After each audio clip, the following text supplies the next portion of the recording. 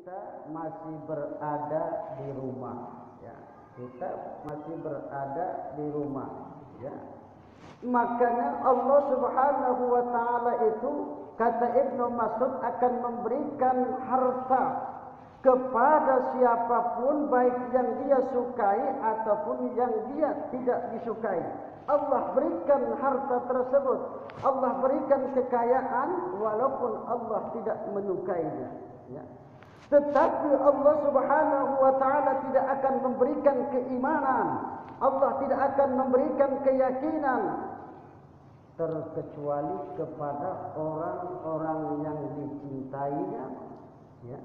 Terkecuali oleh orang-orang yang dicintai oleh Allah Subhanahu wa taala.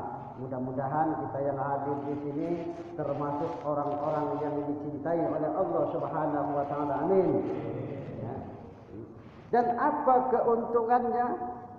Barang siapa yang salat berjamaah, ya, man shalla salatan ma'al jamaah, barang siapa yang salat berjamaah kemudian dia duduk mendengarkan majelis ilmu, mendengarkan pengajian, mendengarkan firman Allah Subhanahu wa taala, kemudian dia amalkan, maka dia akan mendapatkan 6 perkara.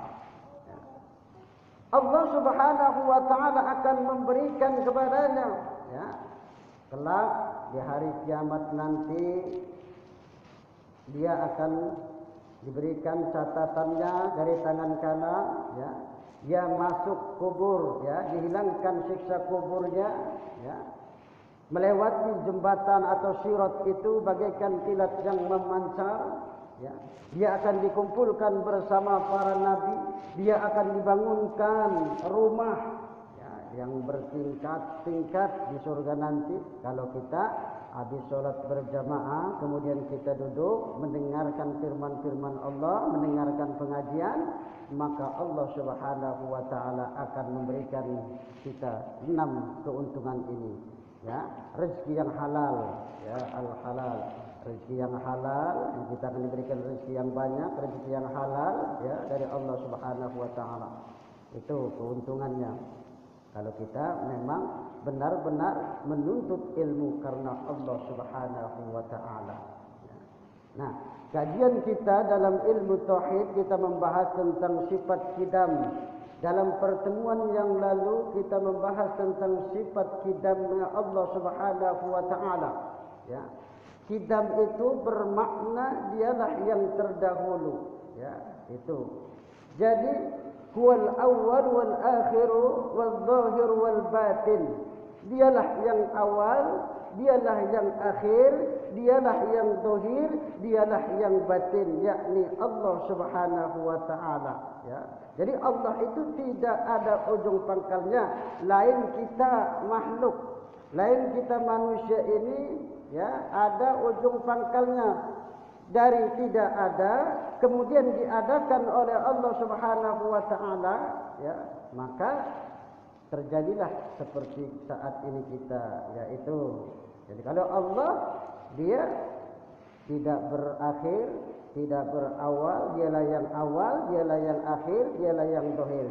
Walaupun Allah tidak terlihat oleh pandangan mata kita, tidak bisa kita raba dengan panca indera kita, namun Allah itu maha ada. Dialah yang menciptakan kita, ya. Dialah yang memberikan segala-galanya kepada kita.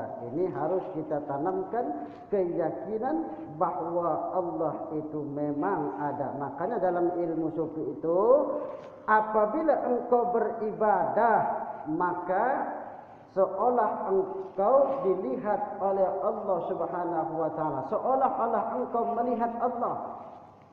Kalau engkau tidak mampu melihatnya, ya, maka Allah mengawasi kita. Itu makanya kalau dalam ilmu sufi itu, jadi Allah dimanapun kita berada, Allah lihat kita, ya, dimanapun, di pasar, di tempat yang sepi, di tempat yang ramai, Allah melihat kita. Kalau Allah melihat kita, maka kita baik dalam berdagang, baik jadi pegawai-pegawai yang lain, kita tidak akan berbuat curang. Karena apa? Karena kita dilihat oleh Allah Subhanahu wa taala dalam perbuatan-perbuatan kita.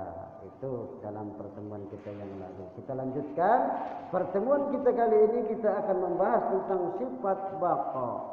Baqa maknanya adalah kekal, abadi. Lawan dari baqa adalah fana, rusak. Ya. Allah itu kekal, abadi. Ya. Sedangkan lawan dari baqa adalah rusak. Wa yabqa wajhu rabbika dzul jalali wal ikram, ya. Dan tetaplah zat Allah itu dia kekal, ya. Dia yang memiliki kemuliaan, ya. Zat yang kekal abadi itu adalah Allah Subhanahu wa taala. Kalau kita manusia ini rusak, ya. Ya. Melalui proses dulu kita tidak ada diadakan dari bayi, kemudian jadi anak-anak, kemudian remaja, kemudian tua, kemudian kita mati. Yaitu kita itu melalui proses. Namanya kita ini tidak kekal, namanya tidak abadi. Ya, makanya kita hidup di dunia itu, nasihat yang paling kita dapat melihat adalah nasihat kematian tersebut. Jadi supaya kita sadar bahwa kita itu pasti akan mati seperti itu. Itu nasihat, ya, nasihat bagi kita yang hidup, ya. Nasihat bagi kita yang hidup itu kenapa kita harus takziah, ya? Mengingatkan kita sebetulnya bahwa kita juga sama, bahwa kita juga akan seperti itu. Kita akan meninggal, kita akan mati. Karena apa? Kullu nafsin dha'iqatul maut. Setiap yang bernyawa itu pasti akan merasakan yang namanya mati. Nah itu. Kalau kita manusia ini kan tidak kekal abadi. Apalagi kita diciptakan dari tanah, ya, dan kita akan kembali ke tanah. Kalau ruh, ya, akan kembali kepada Allah Subhanahu wa taala. Makanya Luqmanul Hakim itu membagi manusia itu menjadi 3 bagian. Sepertiga untuk Allah, sepertiga untuk dirinya, sepertiga untuk ulat dan belatung, ya. Sepertiga untuk Allah.